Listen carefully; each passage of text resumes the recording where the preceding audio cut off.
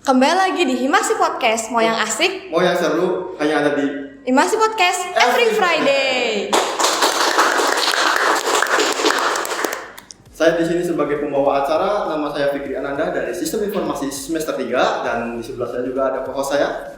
Nama saya Namitya masih merangkir. Saya dari Sistem Informasi semester 1. Oke, kali ini kita akan membawakan sebuah tema yang sangat menarik dan sangat seru ya. Dan sekarang di sini di sebelah saya, di tengah-tengah kita semua sudah ada Pak Robi dari Dishub Kota Cirebon ya. Saya lepas dulu ya Mas. Iya boleh. Oke Pak Robi, selamat datang di acara Himasi Podcast ya Pak. Ya. Nah, untuk perkenalannya kita serahkan ke Pak Robi. Silakan Pak. Ya, halo, nama saya Robi Hidayat. Saya lulusan CIC tahun 2015. Ngambil jurusan apa kayak di CIC? Jurusan Sistem Informasi. Sistem informasi juga ya kayak kita ya. Tapi dulu Sistem Informasi Komputer Akuntansi. Oh masih ada komputerisasi akuntansinya ya kayak. Karena dulu guys, sistem informasi CIC itu masih digabung SIKA, sistem informasi dan komputerisasi akuntansi. Iya. Sekarang dipecah jadi sistem informasi sendiri dan komputerisasi akuntansi sendiri. Itu guys. Kalau boleh tahu Pak, selama Bapak sebagai mahasiswa bukan pesan ya, jadi hal menarik apa yang pernah Bapak dapat di selama perkuliahan? Ya, kesannya seru sih. Jadi kita itu masuk jurusan dulu kan sistem komputer akuntansi ya. Iya. Jadi kita belajar pemrograman, di samping itu juga belajar akuntansinya juga. Jadi kita dapat dua ilmu dari situ. Tapi Pak kalau boleh tahu, waktu angkatan Bapak itu kan masih sistem informasi komputerisasi akuntansi. Iya. Setelah lulus Bapak dari CIC ini, gelar Bapak itu apa Pak? Karena ada komputerisasi akuntansinya. Kalau gelar setelah lulus itu sarjana komputer. Sarjana komputer ya. Oh ya Pak, yang saya ketahui juga kan di selama kuliah di CIC itu kita akan mengerjakan proyek di semester berapa Pak? Semester 6. Semester 6 ya. Kalau boleh tahu dulu Bapak mengambil proyek di mana Pak ya? Dan terus temanya apa gitu proyeknya? Dulu itu saya mengambil proyek, kan satu proyek itu 2 orang ya. Iya. Iya. Kita ngambil di PDAM Kabupaten Cirebon. Itu dengan tema aplikasi penerimaan kas menggunakan metode cash basis berbasis web. Itu yang waktu itu kita bikin. Untuk proyek itu Pak ada kesulitan nggak sih Pak? Kan harus ke PDAM berarti ya? Iya. Jadi kita kan ke sana ke PDAM terus ketemu di pusat PDAM terus ya. Kita wawancara di situ, minta data. Itu. Untuk masuk ke PDAM-nya Pak, apa melalui jalur mandiri gitu, apply atau emang disediakan khusus dari kuliah kampus? Kalau kesana kita jalur mandiri kita nyari sendiri. Cuman sebelum itu kan ada disediakan dari kampus. Cuman kan agak susah, perusahaan-perusahaan selalu itu. Jadi kita ngambil yang dekat aja, yang PDAM. Oh iya. Oke Kak, kalau boleh tahu proyek itu dikerjakan selama berapa lama Pak? Jadi waktu itu kita tuh ngerjain project itu selama 6 bulan, 1 semester. Berarti setiap Bapak melakukan, ibaratnya ini juga penelitian Pak ya? Iya. Selama Bapak melakukan penelitian juga berarti di luar mengerjakan proyek itu ada perkuliahan juga seperti biasanya atau kita fokus mengerjakan proyek? Ya, di samping mengerjakan proyek itu kita kan tetap kuliah juga. Tetap ada perkuliahan berarti Pak ya? Lalu gimana cara Bapak mau bagi waktu antara proyek tersebut dan juga perkuliahan tersebut? Kalau misalnya jam kuliah ya kita mengikuti perkuliahan. Setelah itu kita ngerjain proyek bareng-bareng di perpus atau di Taman Imaji di depan. Iya. Hasil proyek itu kan berbentuk website ya Pak ya? Iya. Apakah website tersebut dipakai oleh PT tersebut? Waktu itu setelah lulus saya itu dapat email dari PDAM Tirtajati, katanya itu tertarik deh sama judulnya. Terus saya dikontak, terus saya menghadap ke sana. Oke, bahas-bahas proyek nih Pak. Kan setelah lulus Bapak mendapatkan email dari PT tersebut. Kita beralih ke sebelum lulus. Waktu Bapak melakukan skripsi, apakah skripsinya sama seperti waktu mengerjakan proyek, ada keterkaitannya tentang skripsi tersebut dengan proyek tersebut atau beda lagi skripsinya? Jadi kan proyek itu kan di PDAM ya. Iya. Kalau skripsi saya tidak melanjutkan dari proyek itu. Kalau boleh tahu mengerjakan apa Kak? Prinsipnya. Kalau waktu itu saya skripsi ngerjain aplikasi point of sale menggunakan barcode scanner berbasis web. Nah. Gitu. Mana Pak yang lebih sulit, bikin project tersebut atau bikin skripsi? Ya lebih sulit itu bikin skripsi. Nah, dalam mengerjakan skripsi tersebut Pak, kira-kira ada kendala nggak sih Pak dalam observasinya? Observasi waktu itu saya dilakukan di toko dekat rumah, karena kan ini kan aplikasi point of sale ya, jadi Iya. seperti kita kasir itu, aplikasi kasir. Nah, kalau kendala mah tidak ada, jadi kan kita observasi di situ di dekat rumah kebetulan, jadi gampang ditanya-tanya. Oke, bicara tentang perkuliahan juga ya. Oke Pak, kalau boleh tahu Bapak selama lulus langsung bekerja di Dishub atau sebelumnya sudah pernah bekerja di perusahaan lain? Alhamdulillah setelah lulus sebelum wisuda saya dipanggil di Sub melalui rekomendasi dari dosen di CC. Berarti mendapatkan rekomendasi itu bisa jadi melihat potensi dari pribadi Bapak yang lumayan bagus dalam perkuliahan berarti Pak ya? Ya mungkin. Bisa jadi. Nah, lalu kan teman-teman kita banyak yang nggak tahu nih Pak apa itu Dishub. Apa sih Pak Dishub itu Pak? Menurut Bapak sendiri? Mungkin lebih spesifiknya gini deh, Dishub itu lebih kemana job desk-nya? Jadi dinas perhubungan itu dinas yang menangani fungsi di transportasi. Transportasinya itu berarti ada di 3 aspek Pak ya, ada di udara, darat, dan laut ya. Ya. Nah kalau Bapak ini fokusnya berarti di Kalau kami itu fokusnya di dinas perhubungan darat. darat. Oke. Pak kalau boleh tahu nih Pak, di Dishub itu ada teknologi apa aja Pak ya? Jadi di dinas perhubungan itu yang terbaru itu teknologinya yang pertama itu aplikasi parkir non tunai. Parkir non tunai itu satu. Itu sudah dirancang di Jalan Pagungan. Iya. Itu sejenis ini Pak, e-tol. Enggak, jadi kita bayar parkir pakai QRS, QR code. Pak. Iya. Kita bayar parkir di situ. Jadi nggak pakai uang cash. Lalu setelah itu ada apa lagi Pak? Setelah itu ada kartu Smart Uji di bagian pengujian kendaraan bermotor dan juga ATCS. Oke. Nah ini ada hal yang menarik yang lagi booming-boomingnya di Indonesia ya, khususnya di daerah Jawa yang sudah menggunakan teknologi ATCS. Kalau boleh tahu Pak, teknologi ATCS itu teknologi apa Pak? Jadi ATCS itu teknologi informasi yang mengatur arus lalu lintas di simpang-simpang. Lalu Pak, untuk di Cirebon sendiri Pak, apa Cirebon sudah mengaplikasikan teknologi ATCS tersebut? Sudah saat ini sudah ada 6 titik simpang yang difasilitasi ATCS. Itu di mana aja Pak ya kalau boleh tahu Pak? Di Cirebon ini ada saat ini ada 6 titik. Yang pertama di Simpang Samsat, Simpang Diklat Pri, Simpang Perunas, Simpang Kerucuk, Simpang Gunung Sari, dan Simpang Asia dan Minawan. Nah Pak, untuk titik ATCS sendiri, salah satu yang paling terkenalnya di mana sih Pak? Yang salah satu itu yang saat ini kita bisa himbauan itu di Simpang Gunung Sari dan Simpang Kejaksaan. Kalau boleh tahu Pak, awal masuk teknologi ATCS digunakan oleh Dishub Kota Cirebon itu mulai kapan Pak? Awal pembangunan ATCS 2012. Berarti ATCS ini bukan teknologi baru ya Pak? Berarti ibaratnya teknologi ATCS itu sudah ada dari tahun-tahun sebelumnya, mungkin booming baru sekarang-sekarang ini ya? Iya. Berarti teknologi tersebut sudah ada 8 tahun yang lalu ya, tahun 2012. Nah tapi Pak, ATCS sendiri itu apa sih Pak? Jadi ATCS itu kepanjangan dari Area Traffic Control System, jadi sistem pengendalian arus lalu lintas yang ada di simpang-simpang. Jadi kita dari ruangan itu bisa mengontrol waktu hijau dari traffic light itu.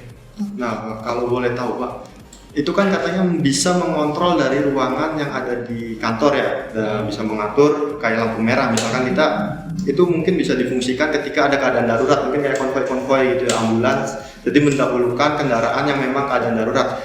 Cara kerjanya itu seperti apa Pak?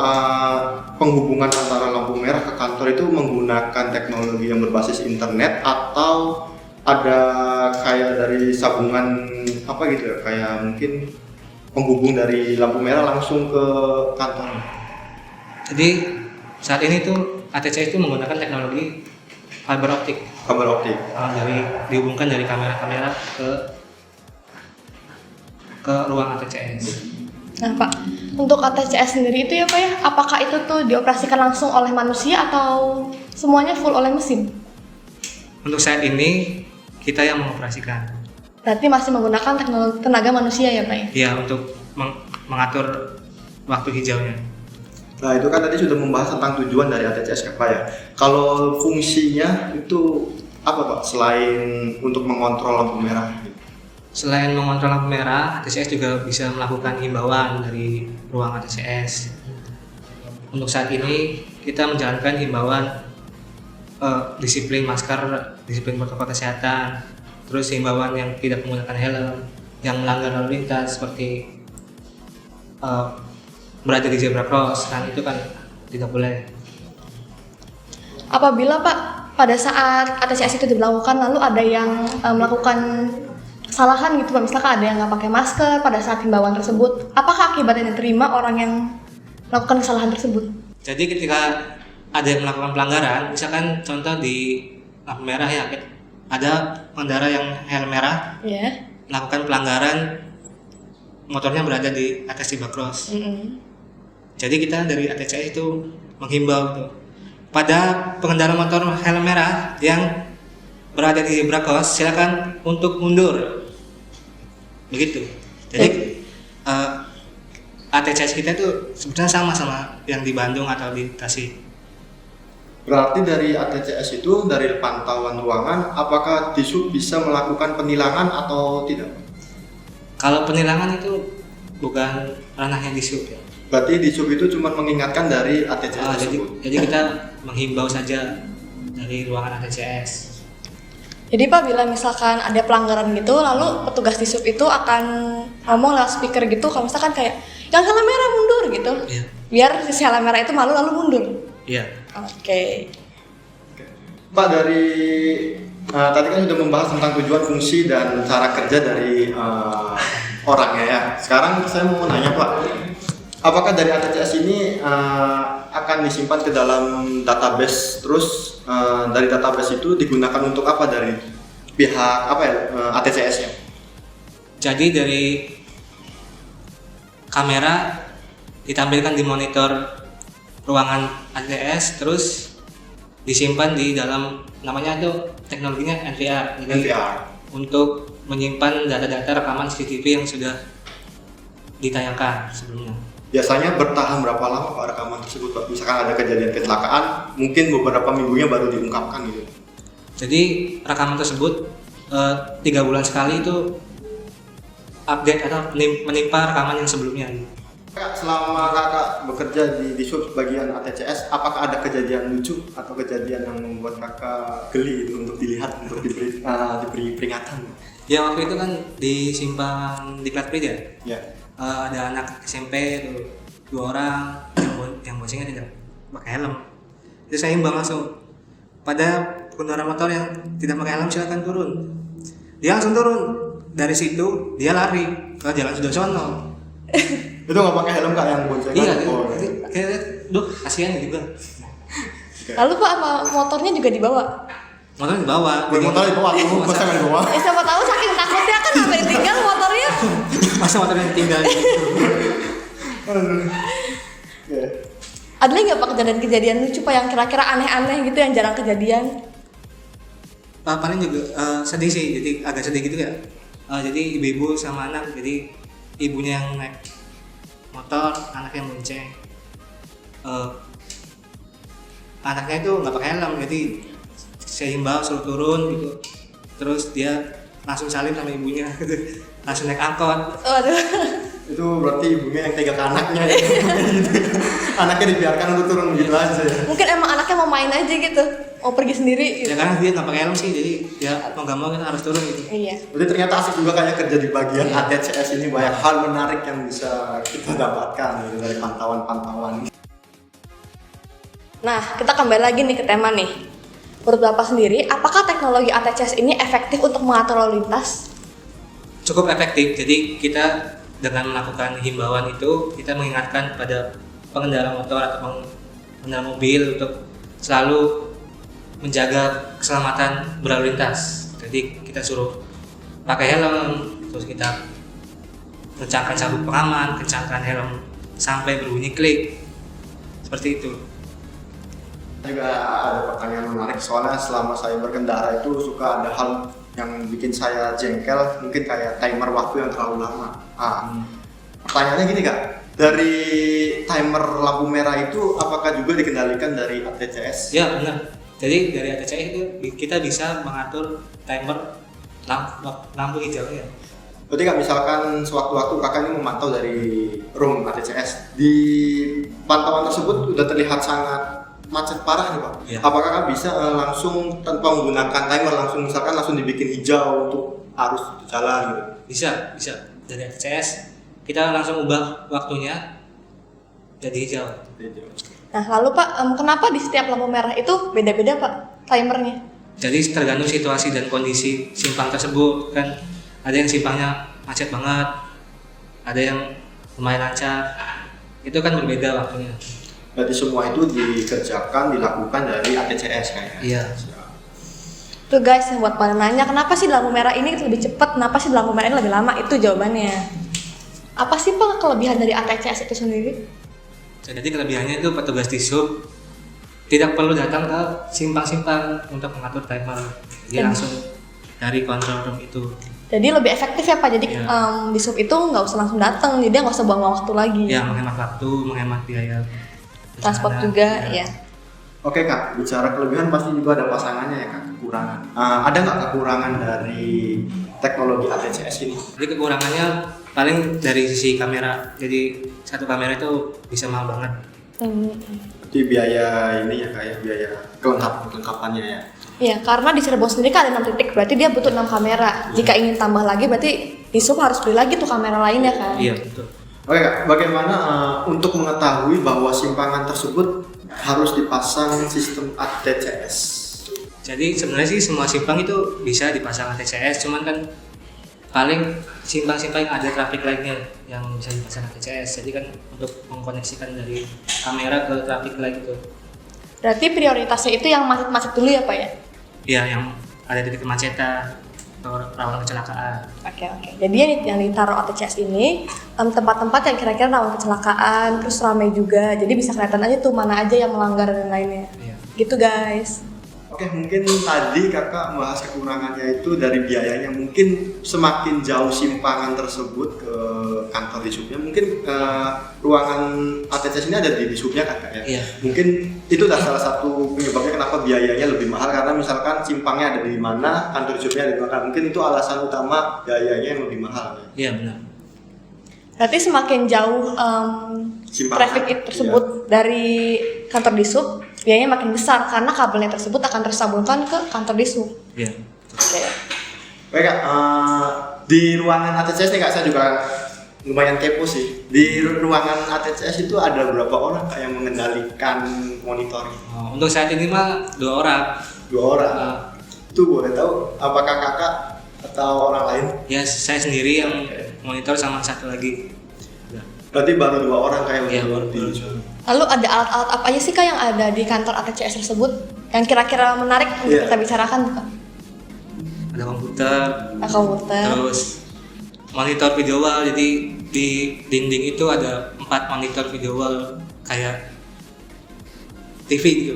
Oh, TV besar gitu ya? Ya, 48 inch. 48 inch ada 4 4. biji. Oke. Terus ada NVR, ada server. Ya, kurang lebih seperti itu. Oh, berarti Kak, di ruangan tersebut ada 2 orang yang mengendalikan ATCS ini. Berarti 2 orang ini sekaligus mengecek sekaligus memberi himbauan ke ATCS tersebut ya, misalkan di simpangan yang dibebas. Itu berarti 2 orang itu merangkap beberapa pekerjaan gitu ya. Iya, jadi kan tugasnya operator kan selain mengatur lalu lintas, mengatur timer lalu lintas, itu juga melakukan himbauan. Pernah kewalahan nggak sih Pak? Kan cuma ada 2 orang nih dalam satu kantor itu. Apakah pernah kewalahan? Kalau kewalahan mah enggak kan. Soalnya kan misalkan 6 titik ya sekarang. Iya. satu orang berarti menghandle tiga 3 titik. titik. Berarti itu cara mengaturnya gimana kakak? Misalkan satu orang 3 titik, kan itu ada 2, berarti kan satu orang 3 titik itu cara menghandle, memantaunya itu misalkan memberikan himbauan ketika keadaan macet atau melanggar, misalkan kan bisa jadi di monitor tersebut ada 2 titik melakukan kesalahan. Nah kakak itu gimana kak cara melakukannya? Paling kita lihat simpang mana dulu yang lampu merahnya duluan. Jadi misalkan simpang Gunung Sari lampu merah dulu, kita menghandle yang itu dulu. Terus simpang Kejaksan, baru simpang Kejaksan gitu. Jadi nggak bisa langsung 2. Oke, berarti tetap ada jalan keluarnya, kayak nggak mungkin keteteran juga ya. Iya. Kan karena dengar kalau misalkan di bandara yang di HKI itu juga yang mengontrol jalannya pesawat tuh harus fokus banget kan, apalagi di darat juga gitu, pasti membutuhkan kefokusan. Misalkan apalagi di ruang monitornya 2 orang mengatasi 3 titik simpang gitu kan. Iya. Nah kak, untuk kedepannya nih kak, simpang mana lagi sih kak yang mau dipasang ATCS ini? Kak udah ada 6 simpang nih, mana lagi yang mau ditambah? Jadi kedepannya ya tahun ini lah ada penambahan 3 titik lagi di simpang ATCS, yaitu di Kangraksan, terus di Winaon, sama di Kejaksan. Kejaksan, oke. Berarti nanti kedepannya bakal ada tambahan 3 titik lagi. Berarti untuk kedepannya akan ada 9 titik ya Pak tahun ini ya? Iya tahun ini. Oke kak, tadi kan kakak menjelaskan di ruangan monitor itu baru ada 2 orang, barangkali kakak membutuhkan ke siapa? Oh. Saya juga siap kak, ntar lagi kalau saya lulus barangkali Pak. butuh mengatasi 3 titik lagi gitu ya, saya siap. Oke. Kalau kantor di sub sendiri Pak, itu tuh nerima anak magang nggak sih kak? Nerima. Nah gimana caranya kita sebagai mahasiswa ini untuk magang di kantor di sub sendiri? Tinggal masuk aja lah kamu. Shortcut. Siap. Oke, bener jawabannya. Nah, kakak kan semasa kuliahnya kan jurusannya kan sih kayak sistem informasi komunikasi akuntansi. Nah, ada nggak sih kak hubungan antara jurusan kuliah dengan pekerjaan yang kakak jalani saat ini? Ini ada, saya kan sebelumnya jurusan komunikasi akuntansi. Dan selain jadi operator ATCS, saya juga melakukan kegiatan penginputan rencana keuangan di masing-masing bidang. Berarti disitulah komunikasi akuntansinya berguna gitu ya, Pak? Nah, ada nggak sih kak tips-tips untuk mahasiswa sistem informasi ataupun mahasiswa baru yang mau masuk sistem informasi? ya jadi tipsnya itu masuk aja, pelajari pelajaran mata kuliah sebaik mungkin. Terus jangan anggap mata kuliah itu suatu, misalkan ada yang ini favorit saya, ini nggak favorit, itu serius semua di mata kuliah. Jangan anggap yang lain remeh gitu. Oke. Kakak sendiri waktu semasa kuliah itu jadi mahasiswa yang gimana sih kak? Ya, itu boleh diangkat nih. Kalau dulu jujur ya mahasiswa kupu-kupu, jadi kuliah pulang.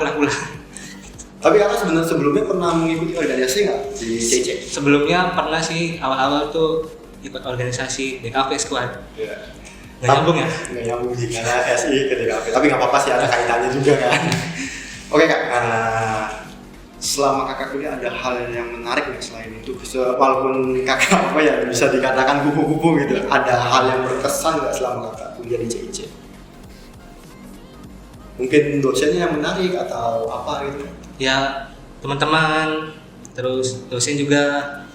Kak, kenapa kakak kepikiran sih kak untuk menjadi mahasiswa yang kuliah terus pulang, nggak ada kegiatan di kuliah atau mengikuti kegiatan? Apakah kakak mengikuti kegiatan di luar atau enggak tetap sama? Enggak sih, jadi saya langsung pulang aja gitu. Nah, ada penyesalan nggak sih kak waktu lulus gitu kan? Ya itu sih sangat sekali, karena kita kan kuliah itu bagus itu mengikuti organisasi. Jadi untuk pengalaman kita setelah lulus nanti, kita wawancara atau apa di pekerjaan itu kita bisa cerita dari organisasi itu. Nah, oke kak, ada nggak sih kak tips-tips untuk pengendara kak? Tips untuk pengendara motor, gunakan helm, kencangkan sampai klik, dan jangan lupa untuk musim pandemi ini pakai masker, selalu pakai masker kemanapun Anda pergi. Dan pengendara mobil jangan lupa kencangkan sabuk pengaman. Nah, Jadi itu. oke kak, makasih ya kak. Nah, untuk tips-tips untuk kita yang lagi nonton nih kak, untuk para mahasiswa kak, ada nggak sih kak? Jangan tips deh, mungkin kesan dan pesannya aja. Tadi kan udah bahas nih tips buat mahasiswa sistem informasi dan mahasiswa yang ingin masuk ke jurusan sistem informasi. Mungkin sekarang buat kesan dan pesannya deh buat kita sistem informasi. Pesannya tetap semangat walaupun belajar dari online ya. Iya. Terus fokus pelajari semua mata pelajaran sebaik mungkin. Pesan-pesannya selama kuliah di Universitas CIC, yang pertama saya belajar banyak ilmu. Itu ilmu dari komputer, ilmu dari akuntansi waktu itu ya. Terus juga pengalaman dosen-dosen yang seru, baik, lucu juga ada. Terus teman-teman yang asik. Nah, lalu Kak, ada nggak sih Kak kritik dan saran Kak untuk acara kita ini Kak? Ya, mungkin kritik dan saran gimana nih Kak? Untuk ke depan lagi ini harus gimana sih Iya. kita gitu? Atau memberikan motivasi gitu buat acara Himasi deh selain podcast. Ya, kritik dan sarannya paling nanti undang-undang teman-teman saya juga. Boleh. Baik Kak, siap.